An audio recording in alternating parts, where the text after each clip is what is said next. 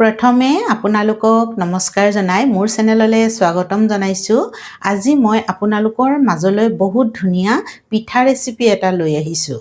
এয়া দেখিছেনে, মই ধুনীয়াকৈ কাঁহীখনত সজাই থৈছোঁ আৰু এয়া হৈছে পুৰ দিয়া ঘিলা পিঠা। এই ঘিলা পিঠাটো খাবলৈ বহুত সোৱাদ লগা হয়, বনাবলৈও একেবাৰে সহজ। আমাৰ পাকঘৰত থকা বস্তুৰে একেবাৰে কম সময়তে আমি এই ঘিলা পিঠাটো বনাব পাৰোঁ আৰু ভিতৰত পুৰ দিছোঁ, সেইকাৰণে খাবলৈ আৰু সোৱাদ লগা হৈছে। আৰু এই পিঠাটো কেইবাদিনলৈকে বেয়াও নহয় আৰু ভাল হৈ থাকে আৰু টান হৈ নাযায়। এতিয়া যেনেদৰে কোমল হ'ব খাবলৈ, ঠিক সেইদৰে কেইবাদিনৰ পিছতো কোমলে হৈ থাকিব। আৰু সেইকাৰণে মই ভাবিলোঁ এই পিঠাটো মই আপোনালোকক বনাই দেখুৱাওঁ আৰু এটা মই ভাঙি দেখুৱাওঁ, তেতিয়াহে আপোনালোকে গম পাব যে পিঠাটো কিমান ধুনীয়া হৈছে। আৰু এয়া মই এটা ভাঙিয়ে থৈছোঁ, দেখিছেনে? আৰু এটা আপোনালোকৰ আগতো ভাঙি দেখুৱাওঁ। এয়া চাওকচোন, একদম পুৰেৰে ভৰি আছে, নাৰিকল, বাদাম আৰু গুড়ৰ পুৰ, আৰু কিমান ধুনীয়াকৈ ভাং খাই গৈছে। বাহিৰখন একেবাৰে মচমচীয়া, সঁচাই খাবলৈ বহুত সোৱাদ লগা হয়। আৰু এই পিঠাটোনো মই কেনেধৰণেৰে বনালোঁ তাকে মই আজি আপোনালোকৰ আগত দেখুৱাম। গেছটো জ্বলাই মই কেৰাহী এখন পাতি দিছোঁ আৰু কেৰাহীখন গৰম হোৱাৰ লগে লগে তাতে এয়া আধা চামুচ একেবাৰে অকণমান ঘি দি দিছোঁ আৰু ঘিখিনি মেল্ট হৈ গৈছে। আৰু ইয়াতে মই এয়া গুড় লৈছোঁ, 100 গ্ৰামমান হ'ব, সৰু সৰুকৈ কাটি লৈছোঁ। গুড়খিনি ইয়াতে দি দিছোঁ। আমাৰ গুড়খিনি মেল্ট হৈ গৈছে, অলপ অলপ আছে বাৰু। এনেকুৱা অৱস্থাতে মই এয়া নাৰিকল লৈছোঁ। নাৰিকলো এবাতিতকৈ অকণমান কম লৈছোঁ আৰু এইখিনিও এতিয়া গুড়ৰ লগত মই ধুনীয়াকৈ ভাজি ল'ম। গুড়খিনিও গলি যাব আৰু নাৰিকলো ভাজ খাই যাব, এয়া দেখিছেনে? আৰু ইয়াতে মই দিছোঁ এয়া বাদাম লৈছোঁ এবাতিতকৈ অলপমান কম। প্ৰথমতে ভাজি লৈ বাদামখিনি খুন্দনাটোত অলপমান পিচি লৈছোঁ, একেবাৰে গুড়ি কৰি লোৱা নাই, অকণমান গোটা গুটি হৈয়ে আছে বাৰু বাদাম। এনেকৈ দিলে খাবলৈ খুব ভাল লাগে। আমাৰ পুৰখিনিত বাদাম যদি অকণমান দিওঁ তেতিয়া খাবলৈ বহুত ভাল লগা হয়। আৰু এইখিনি এতিয়া গুড়খিনি গলালৈকে মই ভাজি ল'ম। মই এইখিনি বেছি শুকান যেন হ'ব লাগিছে, ইয়াতে অকণমান পানী দি দিছোঁ, দেখিছেনে? কাৰণ গুড় গলাওঁতে মই পানী দিয়া নাছিলোঁ আৰু গুড়ো কম লৈছিলোঁ, সেইকাৰণে অকণমান পানী দিছোঁ। আপোনালোকে গুড়ৰ লগতো গুড় গলাওঁতে পানী অকণমান দি দিব পাৰে দেই। এইখিনি যদি বেছি শুকান হয় তেতিয়া আমাৰ পুৰ বনাবলৈ, পুৰ পিঠাটোৰ ভিতৰত দিবলৈ অকণমান দিগদাৰী হ'ব। সেইকাৰণে মই অকণমান পানী দি অকণমান কোমল কৰি লৈছোঁ, এয়া দেখিছেনে? এয়া, কাৰণ এইখিনি ঠাণ্ডা হৈ গ'লে বহুত টান হৈ যাব, সেইকাৰণে অকণমান পানী দিয়ে কোমল কৰি ল'লোঁ। চাওকচোন, এতিয়া আমাৰ ধুনীয়া হ'ব। আৰু এয়া যে কোমল দেখিছে, ঠাণ্ডা হোৱাৰ লগে লগে এইখিনি একদম টান হৈ যাব। গুড়, বাদাম, নাৰিকলৰ পৰিমাণ আপোনালোকে কম বেছি কৰিব পাৰে। মই গুড় কমেই দিছোঁ, সেইকাৰণে অকণমান পানী দিব লগাত পৰিলে। আৰু এইখিনি এতিয়া মই ঠাণ্ডা হ'বলৈ দিম আৰু কাঁহী এখনত উলিয়াই দিম। গেছটো অফ কৰি দিছোঁ। এটা ডাঙৰ বাতি লৈছোঁ আৰু বাতিটোতে মই এয়া পিঠাগুড়ি দিছোঁ। পিঠাগুড়ি এয়া 150 গ্ৰামমান হ'ব, নতুবা এটা বাতিৰ জোখ লৈ ল'ব আপোনালোকে। এইটো বাতিৰে এবাতি লৈছোঁ আৰু তাতে মই এয়া আটা লৈছোঁ। আটা আধা বাতিতকৈ কম, যিটো বাতিৰে আমি পিঠাগুড়ি লৈছিলোঁ সেই বাতিটোৰ সমানতে আধা বাতিতকৈ কম মই আটা লৈছোঁ। আৰু এয়া লৈছোঁ চুজি আটাতকৈ অকণমান কমহে লৈছোঁ। আৰু ইয়াতে অকণমান এয়া নিমখ, সোৱাদ অনুসৰি নিমখ মিলাই দিব।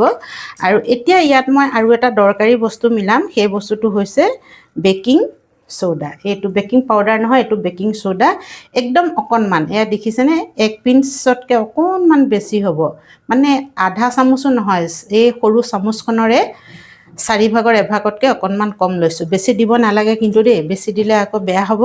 আৰু এইকণ নিদিলেও নহয়, দিলে কি হ'ব, আমাৰ পিঠাটো বহুত দিনলৈ কোমল হৈ থাকিব।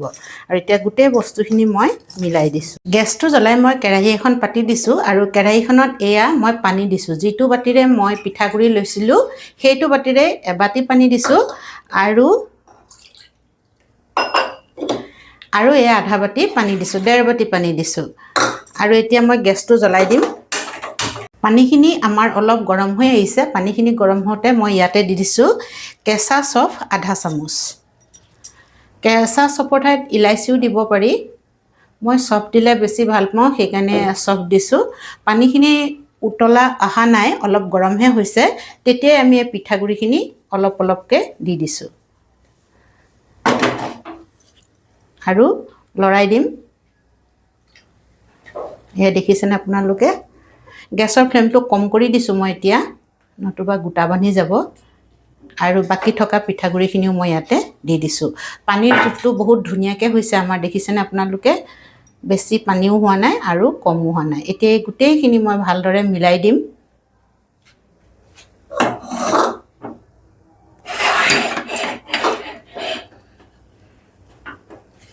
এয়া পিঠাগুড়িখিনি আমাৰ ডাঠ হৈ আহিছে ইয়াতকৈ আমি আৰু বেছি ডাঠ কৰিব নালাগে বেছি ডাঠ কৰিলে আৰু টান হৈ যাব তেতিয়া আমাৰ পিঠাটো বনাবলৈ দিগদাৰি হ'ব কাৰণ আমি ইয়াত চুজি দিছোঁ আৰু পিঠাগুড়িখিনিও ফুলি যাব সেইকাৰণে আমি এই অৱস্থাতে গেছটো অফ কৰি দিছোঁ আৰু অকণমান দেৰি লৰাই থাকিম আৰু বহুত বেছি দেৰিও সিজাই থাকিব নালাগে বহুত বেছি সিজাই থাকিলেও পিঠাগুড়িখিনি ভাল নহ'ব কাৰণ পিঠা বনাওঁতে আমি পিঠা ভাজিবই লাগিব পিঠাগুড়িখিনি আমাৰ ঠাণ্ডা হৈ গ'ল আৰু এতিয়া আমি পিঠা বনাব পৰা হৈ গৈছে অকণমান হাতেৰে ধুনীয়াকৈ মই মঠি লৈছোঁ এবাৰ পিঠাগুড়িখিনি খুব বেছিকৈ নমঠিলেও হ'ব অকণমান মই মঠি ল'লোঁ আৰু এয়া আৰু পিঠাগুড়িখিনি দেখিছেনে একেবাৰে টান হোৱা নাই আৰু একেবাৰে কোমলো হোৱা নাই এনেদৰে আমি মঠি ল'ব লাগিব আৰু যদি বেছি টান হয় তেতিয়া আমাৰ পিঠাটো টান হ'ব আৰু অলপমান মই এয়া লৈছোঁ আৰু হাতেৰে মুঠিয়াই ধুনীয়াকৈ প্ৰথমতে গোল কৰি ল'ম আৰু হাতত অকণমান ঘিউ লগাই ল'ব পাৰে আপোনালোকে এয়া এটা লাডু বনাই ল'লোঁ তাৰপিছত লাডুটো মই এয়া চেপেটা কৰি দিছোঁ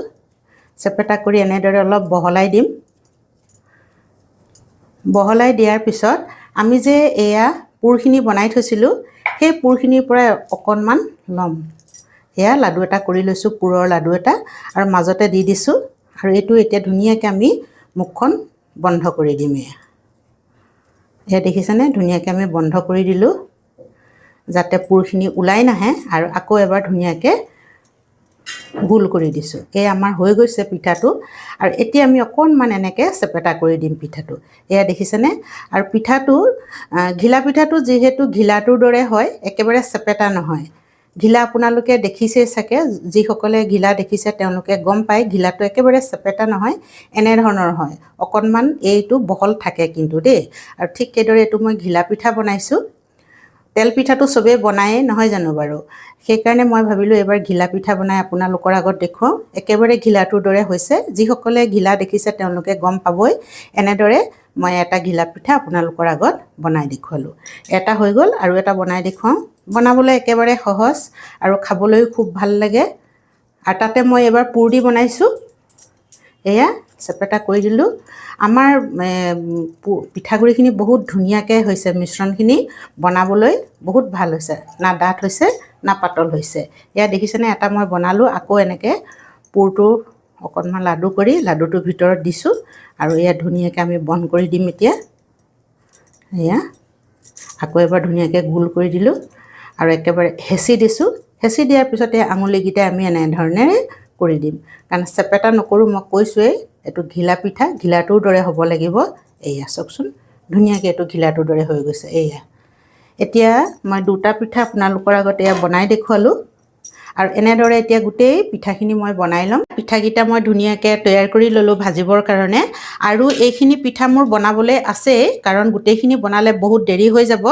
সেইকাৰণে মই ভাবিলোঁ এইখিনি পিঠা বনাই ভাজি থাকোঁ আৰু লগে লগে মই এইখিনি পিঠা বনায়ো থাকিম এতিয়া মই ভাজিম পিঠাকেইটা কেৰাহীখন পাতি মই কেৰাহীত তেল এয়া গৰম হ'বলৈ দি দিলোঁ কেৰাহীত তেল আমাৰ গৰম হৈ গৈছে অকণমানি পিঠা অকণমান দি চাইছোঁ মই এয়া দেখিছেনে পিঠাটো তলতে আছে গেছৰ ফ্লেমটো মই মিডিয়ামত থৈছোঁ আৰু তেলখিনি বহুত বেছি গৰম হ'বলৈ দিয়া নাই ল' মিডিয়াম কৰি আৰু তেলখিনিও সেই তেনেধৰণে মিডিয়াম হিটতে আছে এতিয়া মই এয়া পিঠা দি যাম বহুত হাই ফ্লেমত দিব নালাগে বা তেলো বহুত বেছি গৰম কৰিব নালাগে তেনে কৰিলে কি হ'ব আমাৰ পিঠাকেইটা সোনকালে ৰং ধৰি যাব আৰু ৰং ধৰি গ'লে ভিতৰখিনি কেঁচা হৈ থাকিব যদিও বা আমি পিঠাগুড়িখিনি সিজাই লৈছোঁ তথাপিতো মচমচীয়া নহ'ব এয়া দেখিছেনে মই পিঠাখিনি দি দিছোঁ যিমানখিনি পিঠা আহে আৰু এতিয়া মিঠাতেল লৈছোঁ সেইকাৰণে অকণমান ৰঙচুৱা যেন লাগিছে দেই এবাৰ ৰিফাইন তেলত ভজা নাই মিঠাতেলত ভাজিছোঁ মই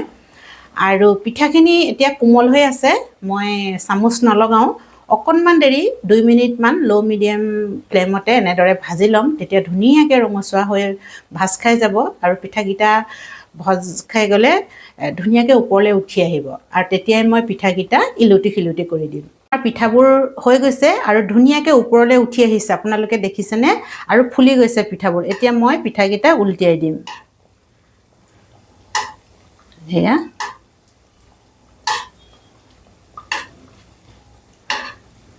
আটাইকেইটা পিঠা মই উলটিয়াই দিছোঁ আৰু এতিয়াও 2 মিনিটমান এনেদৰে পিঠাকেইটা মই ভাজি ল'ম।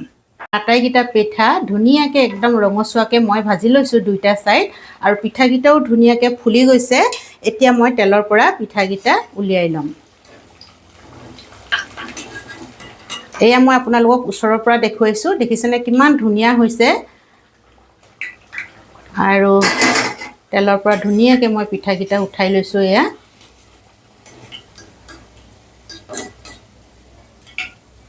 চাওকচোন কিমান ধুনীয়া হৈছে আমাৰ পিঠাকেইটা। আৰু ইয়াতকৈ ৰঙচুৱাও কৰিব পাৰি, যদি ভাবে অকণমান আৰু ৰঙচুৱা কৰিম, ৰঙচুৱাও কৰিব পাৰি।